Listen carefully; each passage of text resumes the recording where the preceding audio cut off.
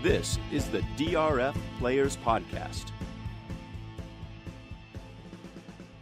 Hello and welcome to the DRF Players Podcast, show number 258, the August, 8th edition, 2017. I'm your host, Peter Thomas Fornatow, back with you from the little house on the east side. And usually sometimes I'll say something like on my left or on my right. Today, literally on my left, we have the people's champ himself, freshly in to Saratoga Springs, talking, of course, about Jonathan Kinch. And JK, what's up? Oh man, I'm trying to digest some of the Shake Shack on the dark days. It's not just on Tuesday is a dark day from betting. It's also a dark day from eating Shake Shack. So my body is recovering well from that. Had some pancakes and bacon this morning. Little chocolate chips in there, courtesy of my son Austin. But we'll try to get back on the Shake Shack diet tomorrow. Absolutely. There's plenty of that going on at Saratoga Springs, one of the best meals on the track over in that little corner where we're hanging out most days, washing down those Shake Shack burgers with some boozy milkshakes, as was the case yesterday. Special shout out and thank you to Ken McMahon and Luxair for having a stylish party in our area for day one of the sales yesterday. A lot of back and forth, of course, always between Lexington and Saratoga Springs, no more so than during the sales.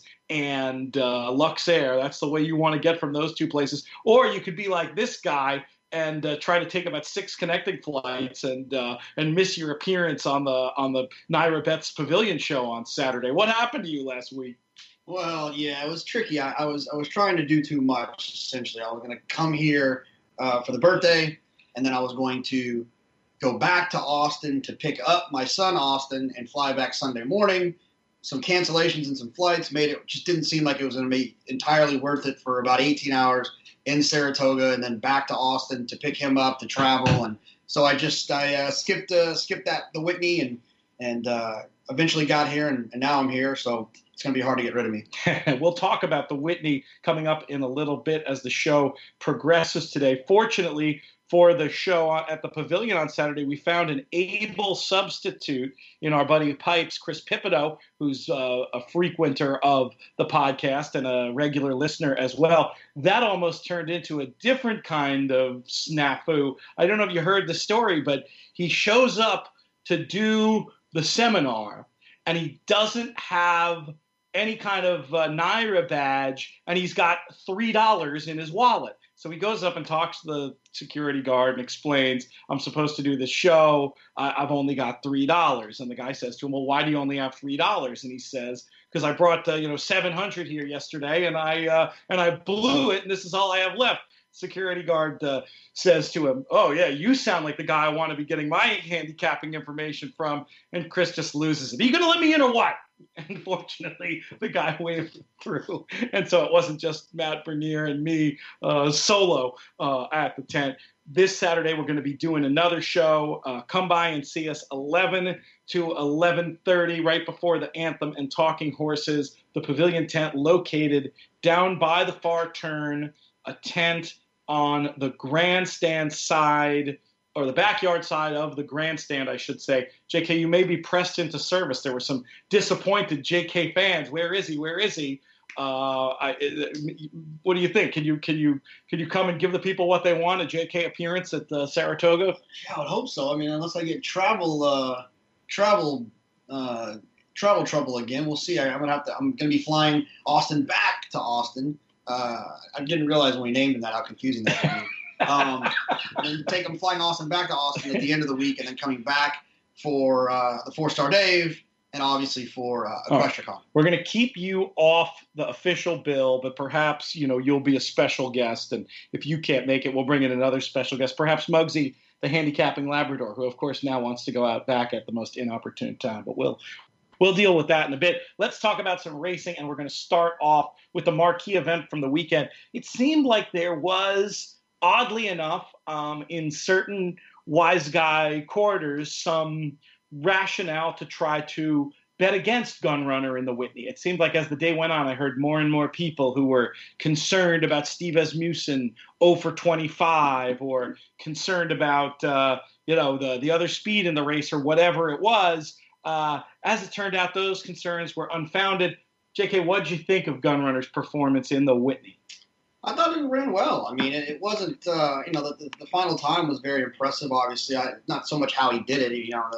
The rabbit wasn't much of a rabbit. I mean, they went 48 to the half, which I would think that the green color carriers that Luke Stables were expecting them to go a little bit quicker. But maybe what I've heard is that the picture that we've seen so often now is the horseshoe in Gunrunner's tail. I believe that horseshoe was from the rabbit. Makes sense. From Cautious Giant. So maybe that had something to do with why he didn't run as well as he did. Or, excuse me, maybe not run as fast as we kind of anticipated he would.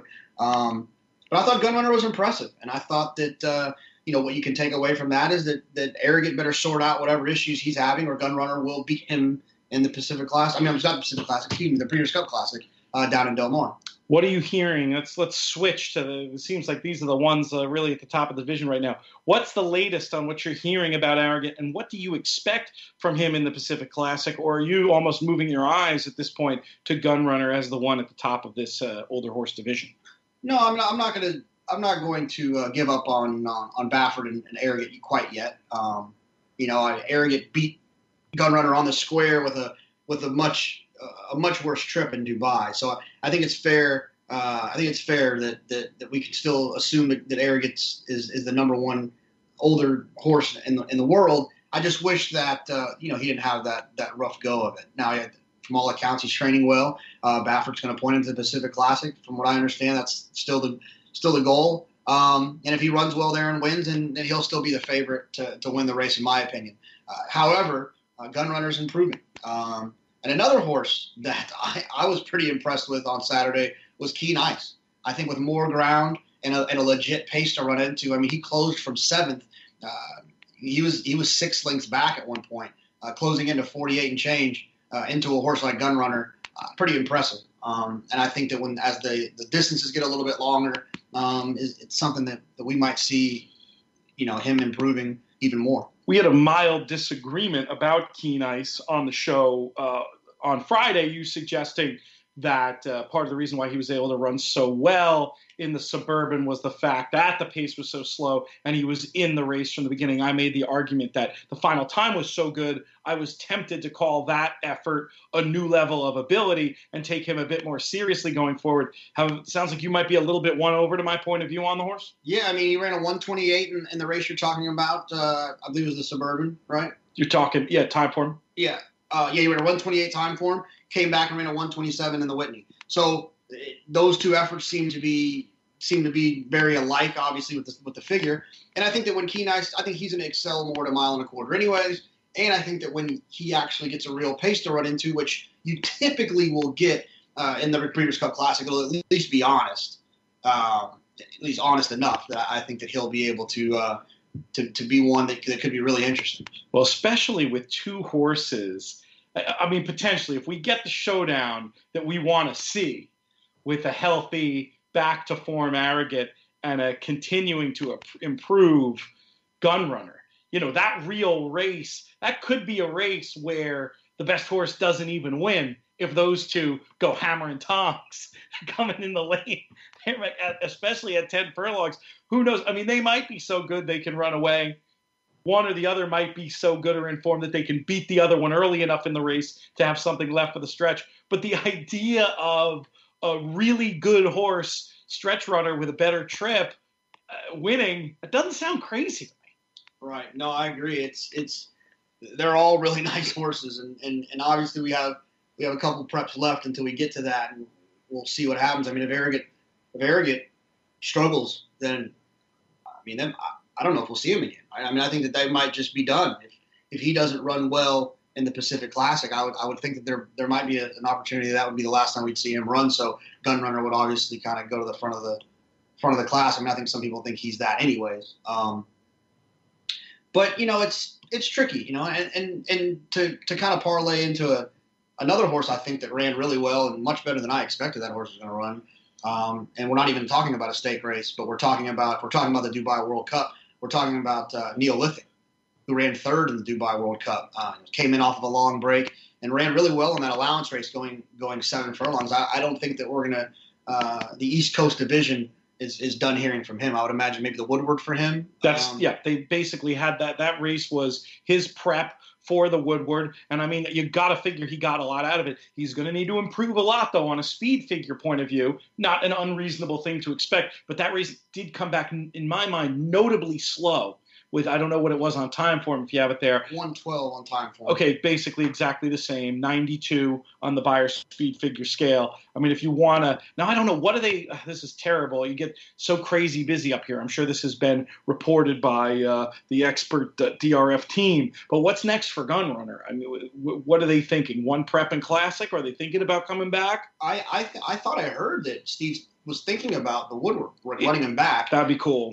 So that would be cool. They do that, or I would imagine Steve might give him some time and maybe run him in the Jockey Club Gold Cup. Yep. And just kind of see where his spacing is. I think Steve's more of a larger gap than a shorter gap guy, right? I mean, he's not 6 weeks guy, but I think he likes to give his horses some time, and that's kind of obvious by his training style. You know, his horses are always kind of in maintenance mode. He never really asks him to do a lot in the morning. So that would kind of fall in line with that theory of him wanting to have a fresh horse. No, I think that makes sense. But yeah, he'd have an awful lot to find Neolithic against Gunrunner. Neolithic, the 112 time for him. Gunrunner, the 112 buyer. Right. Yeah. Well, I think that the other thing about it with Neolithic is that, I'd bet against him, right? So I thought he was going to be a short horse. I thought it was a real lack of confidence for Todd to run him there when he could have been the second or third choice in the Whitney. And so we were actually sitting with a guy, I don't even know if you had a chance to meet him yesterday, that was partners in Starlight. And he said that Neolithic had real issues when he came back, had like a real bad infection. Like, I don't know if it was a lung infection or he had a bad infection when he came back from Dubai. That's what's taken him so long. Todd wanted to take the conservative route and try the allowance race just because he still had that condition, and then blah, blah, blah. I would think that as the distance get longer, he'll run well. I mean, let's not forget he ran third in the Dubai World Cup and third in the Pegasus. Yeah. You know, he's a horse that could be one to make some noise. I mean, I would think he's more tactical than Keen Ice, right? So I think that he would, running against Gunrunner, he would have a better chance of beating Gunrunner because he's going to be closer to Gunrunner. So, you know, he's probably the longest we've ever talked about an allowance race, but I think it's just interesting based on the day and what I think I would imagine he'll be in Gunrunner's next race. I'm not going to name any names, but as long as we're going on about the 11th race in Saratoga from August 5th, I do have one tale from the track to share, and this is as good a part as any. Did you hear, and I'm not going to name names here to protect the, you could say innocent, you could say guilty, it depends on your point of view. But did you hear about the show parlay on Saturday? I didn't hear. Okay. So 4 friends, I'm one of them. We start out with $5 each, okay? First race we blow, second race we blow. Third race, the show parlay gets going. And it continues through all the way up to and through the Whitney, all the way to and through the 10th. Coming to the 11th race, that original $20 investment, $1,200 off 20. And the poor guy whose turn, we basically do it like everybody gets a turn. Like it's your turn, you pick the horse. A lot of the people I'll do this with, you know, it's their thing that I've gotten in on. They're almost like funny, superstitious about it. Tell the people who the horse is, and you just like reveal after the race what it is. But, you know, with $1,200 on the line, 2 of the partners were talking. The guy whose turn it was originally said, let's go for it, $1,200 to win on Neolithic. And the other guy says, it's a show parlay. You're not supposed to do that. It's against the spirit of the bet. And I think they got talking, and they had, not unlike you, JK, the view that maybe this was a sign of lack of confidence in Neolithic, et cetera, et cetera. The other partner, not the guy whose turn it was, basically ends up, I think, talking the guy whose turn it was out of betting Neolithic to show. Anyway, there's Muggs loves this story, clearly. So what happens is we I left early. I had the party that night. Had to get back here to make sure the food was rocking and rolling and all like that. But I just assumed, based on the results of the last race, that these guys hit. Whatever. It was only going to be 5 cents on the dollar that they were going to make. In my mind, ended up Neolithic paying a generous $2.30 to show. I guess a lot of people saw it as a win or run out type race. But anyway, I'm just assuming that they had the $1,200 to show special bet, that it paid our entire tab. We left a generous tip, even by our standards, for everybody at the paddock bar. And they get here, so I'm like greeting them like conquering heroes. And it turns out they had bet like Chivarelli to show or whatever, and blew the whole 1,200.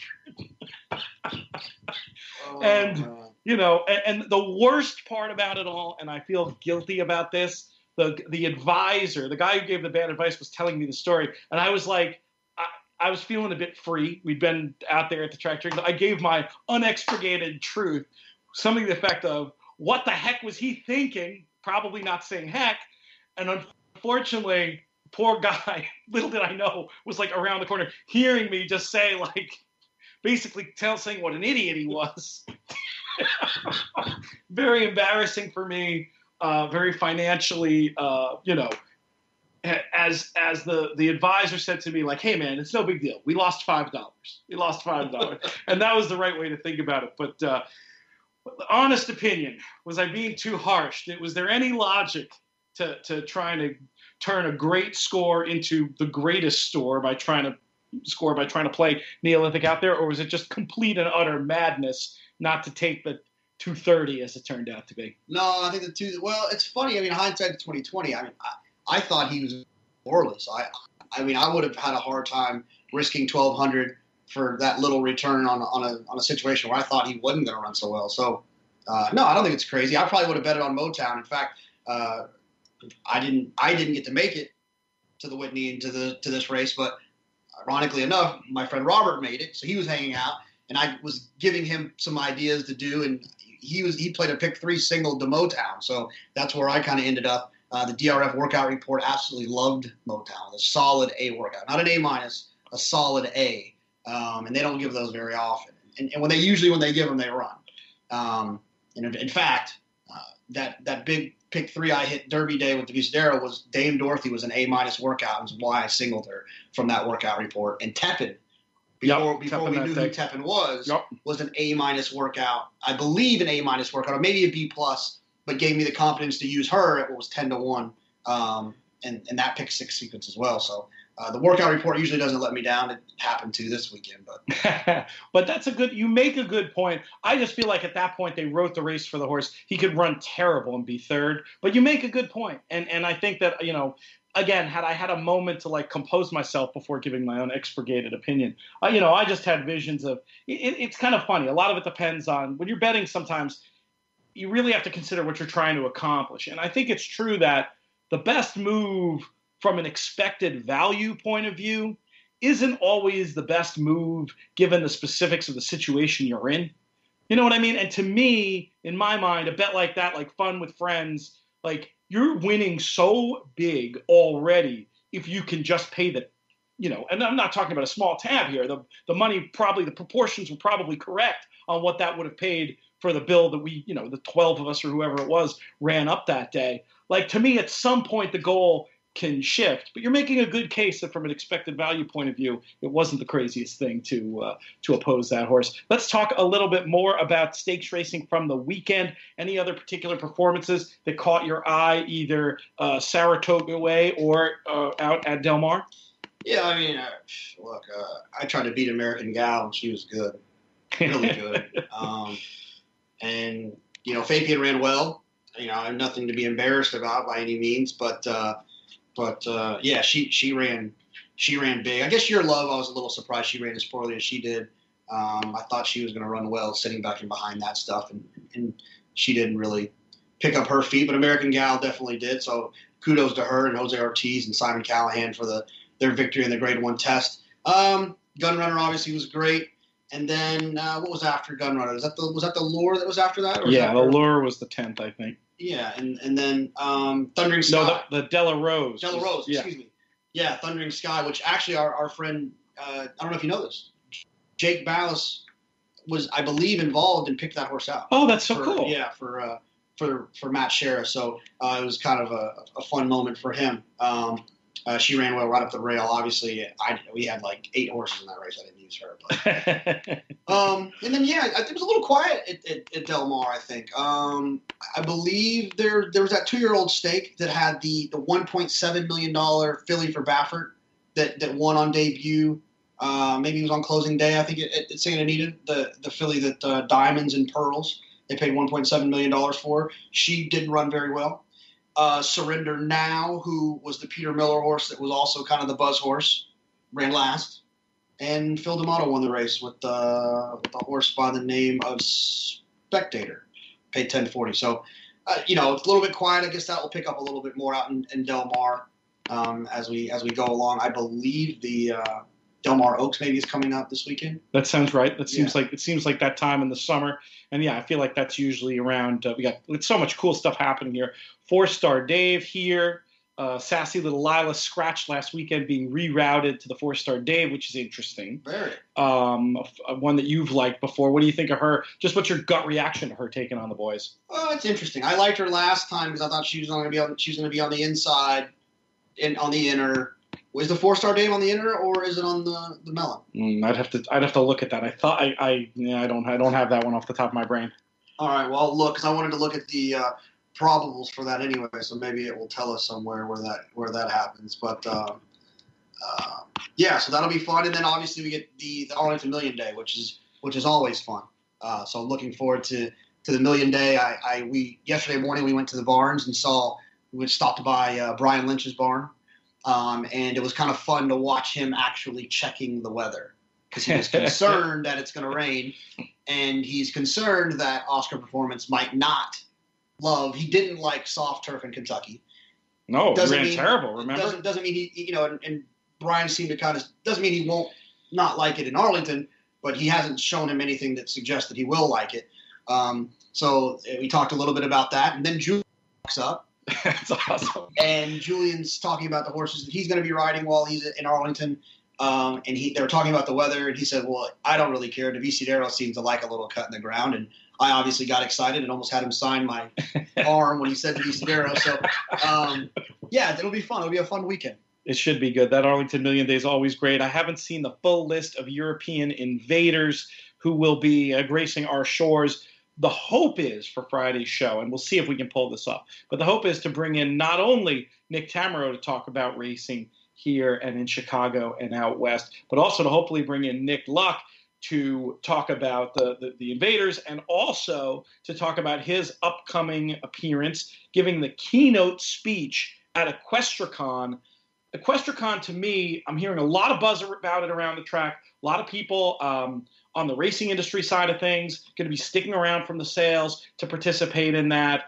The panels I've heard about are sounding really, really interesting. I'm going to be part of a handicapping contest panel. I'm also going to be doing some book signing. What at Equistricon, JK, are you involved in, and what are you looking forward to seeing, and how can folks get involved? I know you can buy tickets on the website, Equistricon.com. And I don't know what the exact price is. I've heard $25. I don't know if that's accurate or not, but if I'm wrong about that, I apologize for leading you down the wrong path. I'm doing Monday at 10 a.m. a handicapping workshop, and I think it's just going to kind of be a random conversation about handicapping. I think some other the cool ones when I'm just kind of blasting through here is there's a Q&A on how to get a job in racing. Oh, awesome. Who's involved in that panel? Does it say? It doesn't say. It doesn't say who's on it. Maybe if I click on it. No, it doesn't say who's on it. That's on Monday as well. Big Scores on Big Days is on Monday. I am involved in that one. Cool. Which I think will be fun. There's a racing marketing from coast to coast. I think would be interesting for someone who, it's not all about the degenerate bettors. I think you can find some other obstacles here. If you're a tech guy or tech girl, there's a social media and horse racing panel where they can kind of talk about how you can get involved in that. And the one that I can't wait for, I'm just trying to find it here. I know it's in here. I'm just trying to find exactly what it is.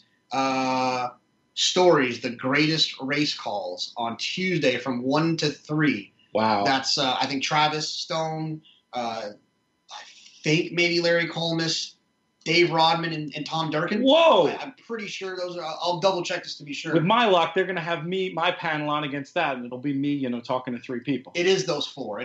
Larry Colmus, Tom Durkin, Dave Rodman, and Travis Stone. That'll be a ton of fun. Anytime you can see. If you're looking at the schedule, please tell me I'm not on against that. I don't think you are. Another one I thought is really interesting that I'd like to try to go to is racing syndicates, question and answers of how the ins and outs of that are. I think it's a real interesting thing if you wanted to get involved from a investment standpoint, but also just to know a little bit more about how those situations work. So it should be a ton of fun. I'm looking forward to a lot of them. There's really cool things in here. I'm flying through the trainers panel, Hispanic leaders in racing, all kinds of cool stuff. Who's on the trainer panel? The trainer panel is, let's see, we've got, I think Gabby is going to be moderating that. Awesome. One. It's Christophe Clement, Graham Motion, Jeez. Jack Fisher, Jeez. Mark Cassie, and Jenna Antonucci. Phenomenal. Yeah, that's great. That should be fun, too. They really did a nice job putting this thing together. So if you're in the area, come out. It's going to be, not only the panel's going to be great, but I just think, not unlike a big handicapping contest, it's just an opportunity. Obviously horse players get together every day at the track, but it's a little bit different when you can get together in this sort of convention mindset, be there for an exchange of ideas and to meet people. We often say, and I'm a big believer in this, that the company you keep at the racetrack can really either have a really positive effect on your game or a negative effect on your game. Would you agree with that? Oh, yeah, absolutely. Yeah. It's when you're around a bunch of people that are upbeat and can kind of let it roll off your back, roll off their back, your back, it helps. Yeah, we had a bad beat yesterday, and it didn't really seem to affect the outcome of our day. We still had a good time. I don't know if it was a bad beat. I guess maybe it was we were alive to a lot and got beat. It was a rotten result. It wasn't a bad beat. We didn't even run. It was one of those where we were live in the pick 6 yesterday, and when your horse doesn't even run second, I feel like you almost can't complain. It's fair. The problem is that I think that we had the 5 horse who got scratched late. And yes, we had the favorite twice as many times, but I would have preferred to have that other horse that could have gotten us home rather than, kind of being double. To me, that was the kind of where it all went wrong. We had that rough trip with the 12. Yeah, both the horses we had fired. The 12 was a 6-wide early move into a race that collapsed. That's a horse that'll be on my watch list for sure. And the favorite ran very well, just too much. You know what I mean? Just was super fast out of the gate and just obviously was never going to have anything left for the stretch. I think for me, we raised an interesting point to segue on a handicapping point of more general interest. I feel like there are some races, like a race that really narrows down, a race where ahead of time favorites are going to have a good record. In that instance, fine. I'd be happy with doubling up on the favorite, who I did think was the most likely winner before the fact. But when you're dealing with, maiden turf, maiden turf fillies? But really any sort of maiden turf race where just at the beginning of the day you're looking at that race and you're thinking chaos, which I think is got to be your default mode. Even if you're going to use the favorite, even if you're going to press the favorite, you're not going to be surprised when something goofy happens at that particular class level and condition. And in that instance, you're probably better off being able to pull from one of the slightly more chaotic results. It's almost like we talk about him all the time on the show now. He's practically a regular. We'll have to get him on here sometime. Our buddy, the man in black, with his ins and his outs. The in race where you expect the logical, you expect the horses at the lower end of the odds spectrum to do well. Double up there. The outs, anything can happen. Get against those shorter horses. That's where you'd want that extra bit of coverage. That sound about right to you? Yeah, absolutely. It's we try to do that. And a lot of it happens with the A and B situation. There's nothing worse than having a in horse, which would be like a 9 to 5 bet with the same amount that you're betting the out horse. That's 25 to 1. You can't do that. It's a losing proposition at the end of the day. So I think that trying to identify what type of race you're dealing with, we make fun of him all the time for the ins and the outs, but he's right, actually. Well, he is wrong about how he does it. You'll have to explain. He is wrong about how he does it, but the premise of it is accurate, and I think something that you can build upon. Like, essentially what he does. Yeah, if there's a lesson in it, you don't have to tell it if it's just silly. But he decides if a race is an in or an out race. And if it's an out race, he tosses the top 3 morning lines. Interesting. And so the problem that I think a lot of us have with it is like, well, that seemed very black and white, and you're doing it based on the morning line. I would prefer it was done more on your opinion. Correct. Those both make sense. Yeah, I just wish there was more opinion involved in it. But I can't argue with a guy who's had more 6-digit scores than I have, so I won't argue. But there's some flaws to it, especially some flaws that get us all riled up when we're at the track together.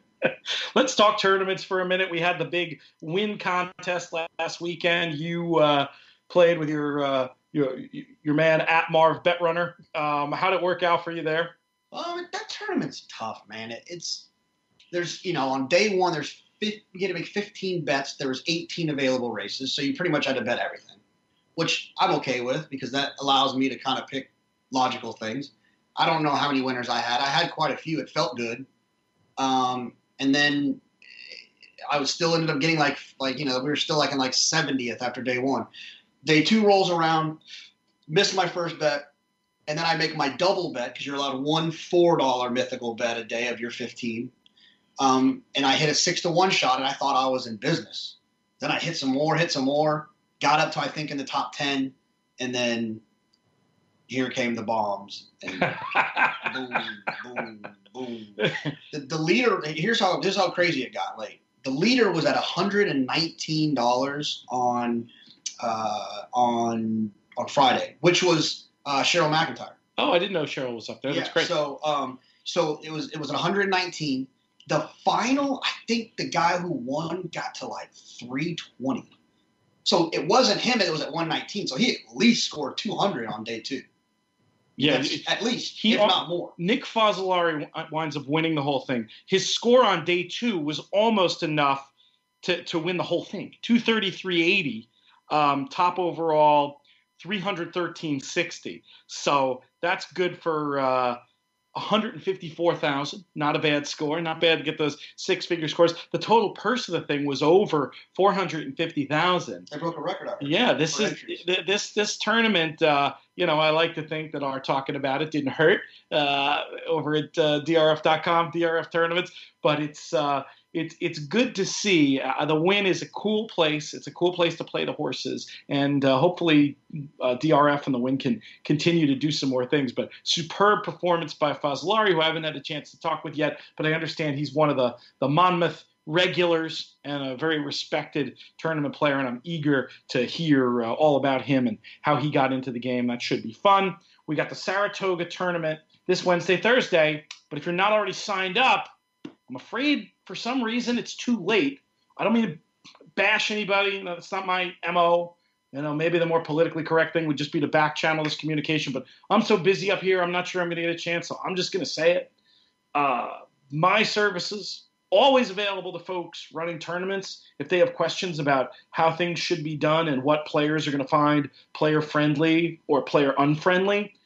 I obviously am in daily contact with handicapping contest players. There's a few things about this year's Saratoga tournament I think that have rubbed some players the wrong way. I'm hoping it's still going to be super successful.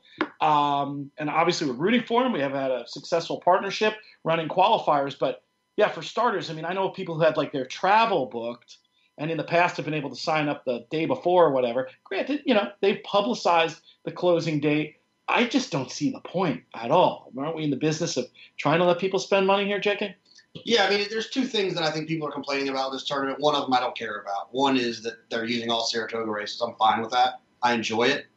I'd rather not have to look, no offense. When I'm at Saratoga, I don't want to look at Delaware and Arlington. It's just too much. Saratoga is enough of a puzzle and enough of a mental whip trying to get yourself through that card full fields, Shippers, Saratoga.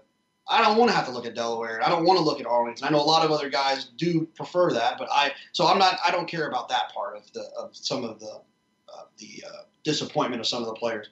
Yeah, I mean, I get it. I get they want to get the info in so they can get your Social Security set up. They can get all the cards made and printed and ready to rock and roll. I get all of that. However, I'm not going to be playing because I wasn't ready to commit on Sunday.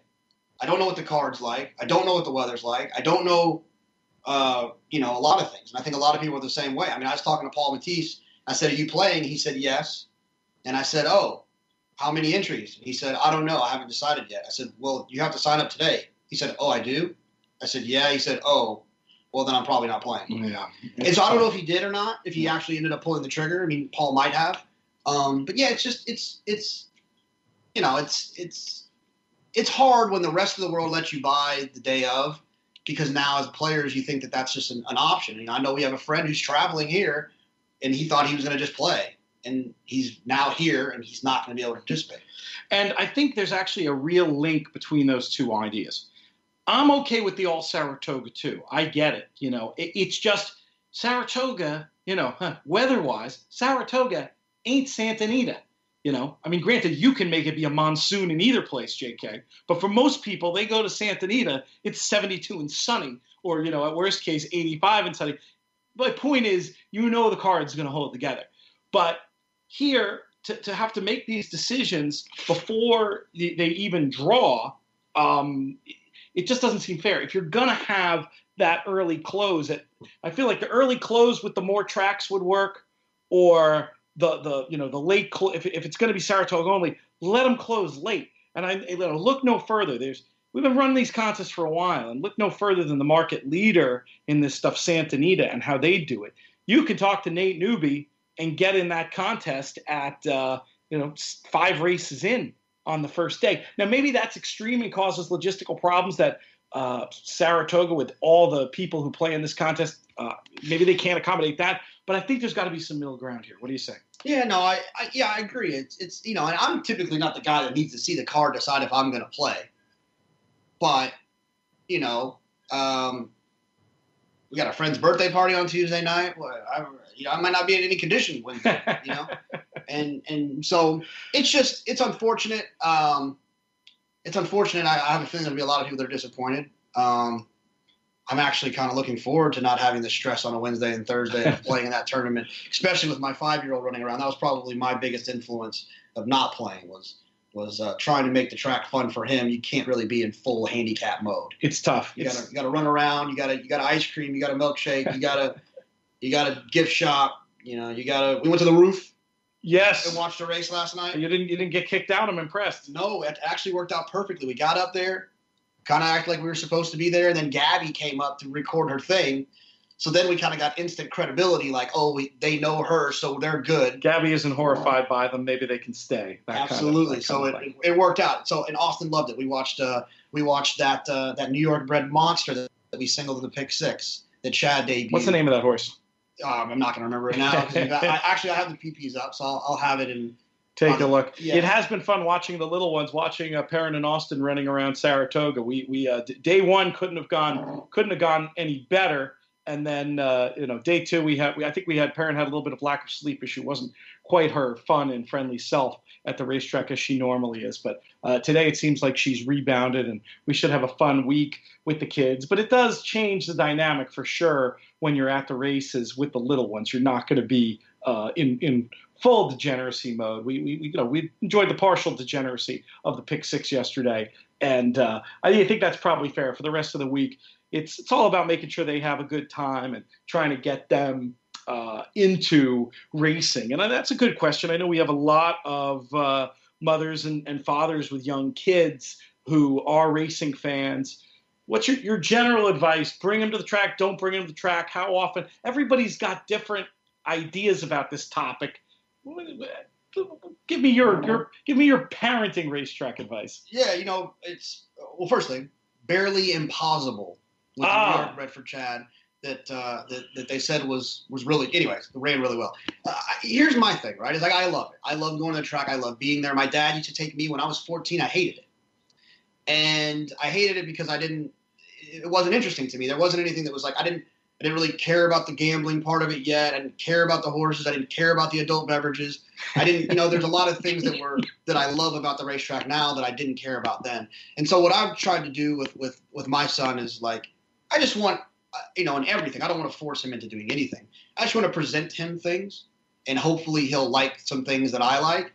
But you have to make it fun for them. You can't bring them, sit them next to you, and then you do what you would normally do at the track. You kind of have to, throw it some shakes. And shout out, we talked about Ken McMahon yesterday. He unsolicited went to the gift shop and bought 2 hobby horse sticks. I'm looking at them now, right over there. They've been cleverly positioned on the wall there. And brought them up. So like you said, the people that you hang around at the racetrack, people would walk by and engage with them, ask them questions, talk to them. You look, when we're at the track, we're looking at our computers, right?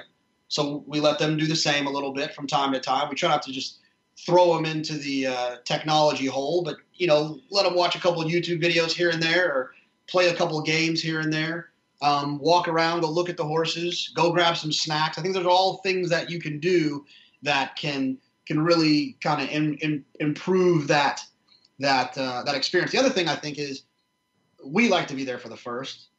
Maybe you try to catch the late pick 4 with him. It's a long day, first to last. So those are some of the tricks we've tried to employ. We'll see how it works out. I don't know if I told you before. I had a little bit of an obstacle I had to overcome with Austin reporting back that he didn't like horse racing, and I was trying to figure out why. And I think there's 2 reasons. One is because I would always take, if he's playing a game, I'll take his phone if we're at dinner to watch a race.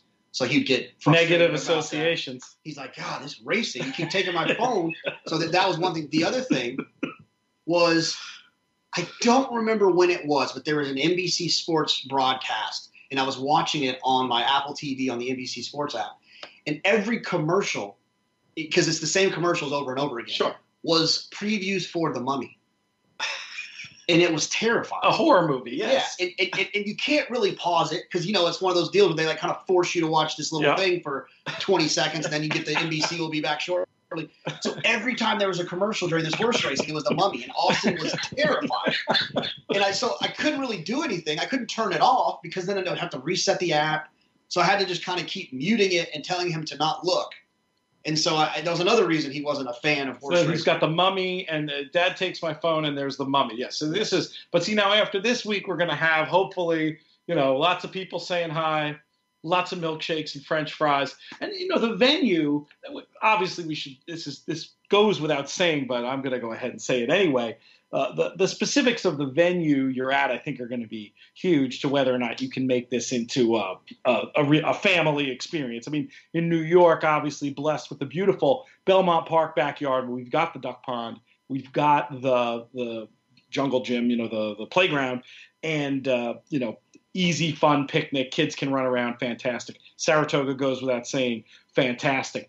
Keeneland, I think, would be one that would be absolutely fantastic. And I think Southern California does it pretty well as well. So, maybe some strategic choosing of where you introduce them to the track. I don't know if Perrin had, if I just took her every day, one winner at Aqueduct, I don't think we'd have such a little fan. No offense to the Big A. Yeah, yesterday morning we actually got to go, we went to the backside and hung out with our friend Jake Ballas, who he rents a golf cart for the meet, which is brilliant.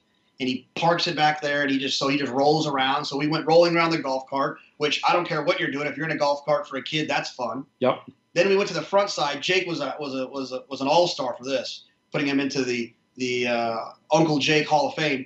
He had the idea of going to the front side of Dunkin' Donuts to getting a donut. That bought me another hour. I've heard him talk about the donut as much as anything. Oh, yeah. He's like, Dad, are we going to the track tomorrow? I need to get a donut. He wants to go back. He almost cried this morning because we weren't going to the track.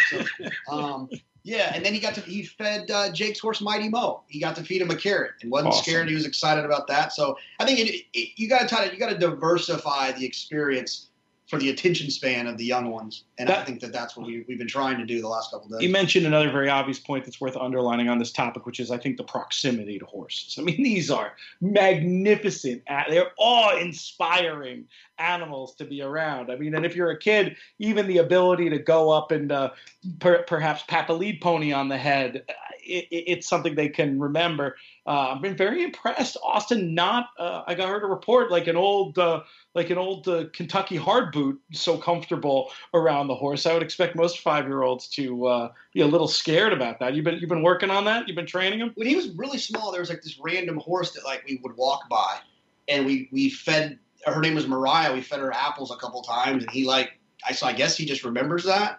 And he wasn't scared at all. He just flat handed it with the carrot and just bam went for it. So he had a lot of fun. And going to the backside, there's a lot of random barn animals running around too. He fell in love with Rusty Arnold's cat, who is a wild cat. Oh, he's out there taking care of business, right? Cleaning up the barn. Yeah, so he working cat. Fell in love with him, and then Brian Lynch's dog, Sophia was her name, came and like laid right in front of him. He played with her for a while, so he was getting after it. He's going to be wanting to go back. So we'll see. We'll see how Wednesday and Thursday go.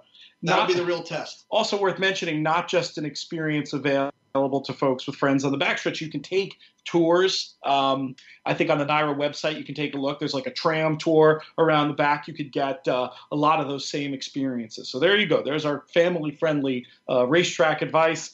Let's move on to some questions.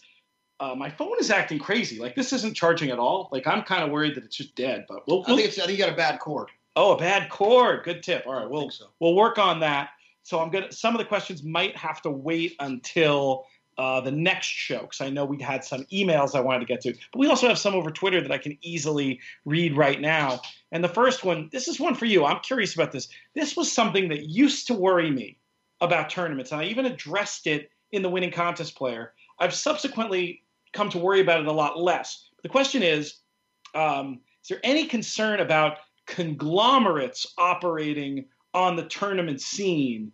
Can it be regulated? And I think what this person is asking about is like people playing as teams, essentially, in a handicapping contest. Do you have any concern about that?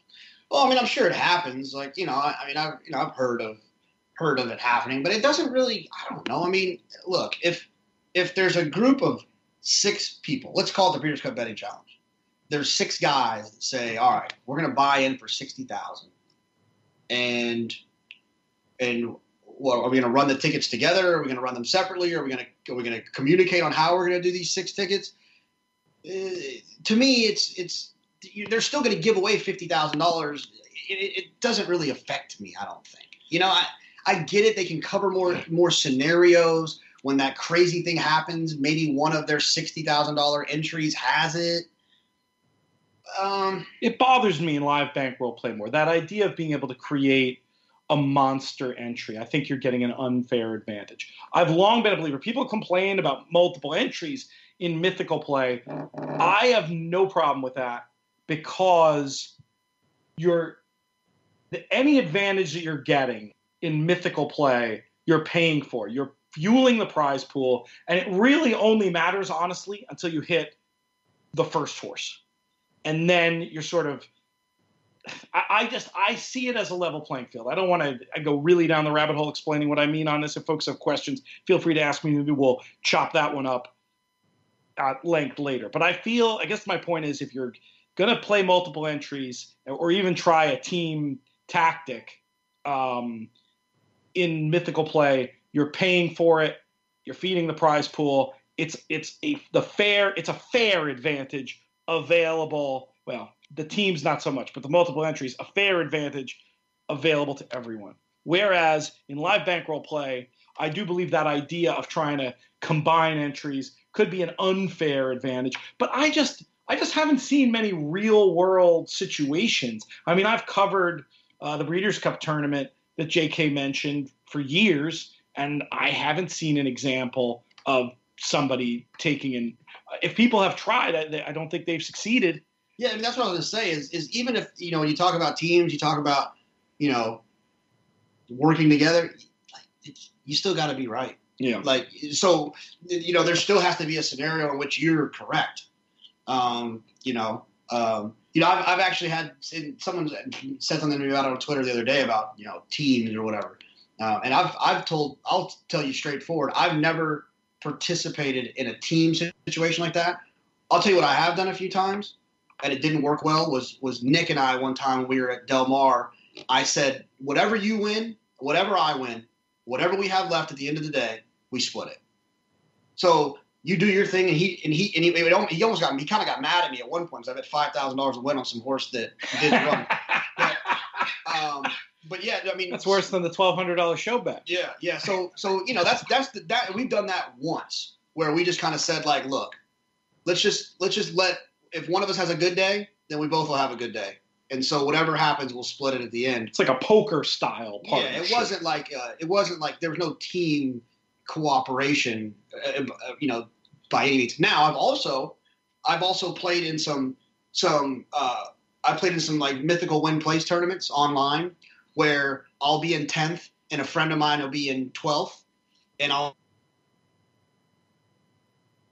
horse here to try to catch this person if we get there. It's never worked. It's never gone well, but that's the extent of what we've done when it comes to stuff like that. But I do think contest directors are vetting some of this stuff as well. I think if there's all the rules have sort of I've read all these rules, of course, covering tournament stuff for DRF, and they all have rules about manipulating the contest and this and that. And I think if a contest director saw some funny business, they would be in their rights to disqualify somebody. And I think if they did see somebody trying to do that, now, you could be subtle and it would be hard to catch, but I think if it were as prevalent as the question asker is worried about, it would show some fingerprints and we'd see it. So I guess it's a roundabout way of saying it's a smart thing to worry about a little bit. I wouldn't get overly concerned about it. Honestly, I'm not the first guy to say to recommend pointing the finger at other people or whatever. But I'll tell you what, if I'm putting up my money and I see somebody and I think they're acting unfairly, I will blow the whistle on that. And honestly, I'd have no problem if somebody saw something funny going on, telling the contest director, hey, I think so-and-so is trying to manipulate the contest. Take a look at the log and see what you think. I mean, that doesn't feel like your personality, but would you have a problem? Would you do it, or would you have a problem with it? I mean, I'm not full snitches get stitches, but I think if people are being cheated or stealing or whatever, I'll let someone, I'll bring it to someone's attention.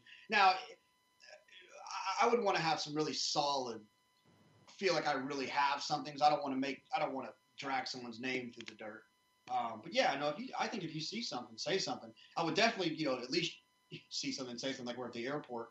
But I think that you should, if you think that there's funny business going on, yeah, definitely, because funny business is what can ruin this game. It makes people not want to participate when they believe that there's funny business happening. Exactly. It's just better for us all, for people to play things on the square. But I really don't. I mean, like I said, we all have heard like little things, but I've never like seen someone win a tournament and then at the end of the day be like, oh, there was funny business there. I've like heard that maybe funny business happens, but I've never seen that funny business result in anyone winning anything. There was a story from the tour. I don't want to name names here. There was a story from the tour in the very origins that one of the winners was a quote-unquote beard for somebody else. Long before my time. But again, it's still just stories. I don't know it for sure. There was also stories from the early days of contests of people. This was really bad, and I haven't seen this in my time of the game. But like two contests on the same day, just making up things here, Delaware and Arlington, and the same guy has a table at both playing 6 entries. I mean, that kind of nonsense. It's just, if nothing, that is as silly as it is, and as much as I don't even know if it would be effective, it just, we need to come up with contest formats that are the most fair for the most people. And I do think eventually, and we're not there yet, but eventually, if you could get to some sort of format where you could enforce one player, one entry, and not everything coming down to the last race in a live bank format, I think if I'm just being a little bit of a handicapping contest futurist, that's super appealing to me, because all of a sudden we're like, then we're cleaving much closer to poker or golf or tennis or a real sport, a sport basically, or at the very least a gambling game that has real championship level gravitas, for lack of a better word. You agree or disagree? Do you like my vision for the future? Yeah, no, I think it's always going to change and be different. And I think one of the people that does a really good job of trying new things is, Nate Newby at Santa Anita. He tries new things. And even, Jim Goodman's got probably the tournament that I think sells out the fastest with the Grade 1 Gamble. But he added that smaller tournament that they have on Saturdays now. So they have the $400 tournament on Saturdays, the $3,000 tournament on Sunday. So I think when you're changing and trying to do new things and bring new things to the equation, I think it's a lot of fun. I think that's what's exciting about this. Well, I think we're going to see a lot of innovation coming up. I mean, obviously super duper biased, but I'm real excited about this World Championship of Handicapping that DRF is doing. Not my idea, but I was able to help consult on the format and rules on that one. And I love the cut line concept that I think is going to take away a lot of the things people complain about mythical money. There's going to be, I think, a little bit more strategy, a little bit more reward for picking winners and picking horses you like than the ability to just play a tote board. We'll see how that plays out. We had 2 more players win into the World Championship on tournaments.drf.com over the weekend. We've got another event coming up on Alabama Day, and then I'm assuming we're going to run right back for Travers. The participation's been strong. We're going to have more qualifying coming up. Folks should definitely look to get involved. You can get started for as little as, I think, $11 on tournaments.drf.com. Here's another question that came in. Do you ever handicap horses who don't like to be inside others? Example, Champagne Room inside in the 2016 Chandelier. Then these same horses get a great outside stalking position like Champagne Room did in the juvenile fillies. Is this something you look at, horses that want to run inside or outside, and how can you incorporate? Is that idea something you try to do, and how would you incorporate it into your handicapping in general? Oh, yeah, for sure. I mean, I think it's one of those things that we've talked about before. You toss into your DRF formulator trip notes. Didn't seem comfortable inside. And then if you see a pattern, you can write, really put it doesn't like the inside. And it's something you'll forget if you don't put it in your notes. But I do believe that it's real. I do believe that horses, there's a sense of courage, mm-hmm. I think, that required to be buried down inside. And probably liking kickback, and so I think those are I think it's definitely something to that. And I think there's horses that run much better when they're kind of freewheeling. Champagne Room is kind of an interesting example because I just don't think she's very good in general. I think she was pretty lucky that day, but maybe that was part of it. Maybe that was part of the reason she ran so well. But yeah, no, I definitely think it's something you want to try to keep track of. That noise you hear is Phil Bongiovanni crossing Jonathan Kinchin off his holiday card list. Another point to make about the inside-outside is I almost feel like it's the reverse in turf. There are horses who are super-duper comfortable running down inside, saving ground with what you'd call cover, who can get outside and they're making a 3-wide run and aren't as comfortable and don't run as well. Our pal Yoshida maybe comes to mind a little bit. I mean, I think if you take the Hall of Fame and you trade the trip that the winner for Chad Brown had, whose name is escaped, Bricks and Mortar. You trade Bricks and Mortar's trip and Yoshida's trip, Yoshida wins to me. I think they ran about equally well, but I think that's a good example of sometimes not that Yoshida had a bad trip at all. I wouldn't call it a bad trip. He wasn't covered. Right, but I just think there's some horses who run better with cover. That's almost like the opposite but same example in reverse of this question. This was a terrific question that Darren sent in about inside-outside. We just got about a minute left, JK, but just to follow up on that, what are some of the clues you'd see on the tape that a horse might be better inside or outside, respectively? I think, watching their head. If you can get an HD head on, if you're watching the West Coast, you're going to need to watch it like immediately after the race to get that HD head on and really be able to see the head, the action of the head, the jockey, what they're doing down in there. And then in Naira, you could watch it back. Yeah, I think just watching the head on and really kind of seeing if the horse is comfortable, looking to be kind of, showing some disdain down in there, like they don't want to be in there. You can shying from the kickback, right? Raising the head up, right? Absolutely. As opposed to just swinging along on the bridle, which is the comfortable position. Right, and the other thing is is when you expect that a horse is going to maybe have more finish and doesn't feel like they're giving you everything that they have. A lot of that could be, because of the inside, kind of shying away from it, not really wanting to go through a tight hole, maybe just not feeling comfortable with horses around him. So, I think there are definitely things you could find. The best way to find them would be the head on, and just looking at the body language of the horse and the rider. I love it. All right, that is all the time we have. JK, thank you for making the trip. Can actually high five you. How about that? We don't get to do that too often. And I want to thank everybody for listening, especially those of you who submitted questions. We love the feedback. Keep it coming, either on Twitter at UTBigHair over there, at Looms Boldly over here, or via our podcast email, podcast@drf.com. We will be back on Friday. Don't travel between 11 and 12 on Friday, JK. We need you for the show. Oh, yeah. I guess we have to keep that in mind.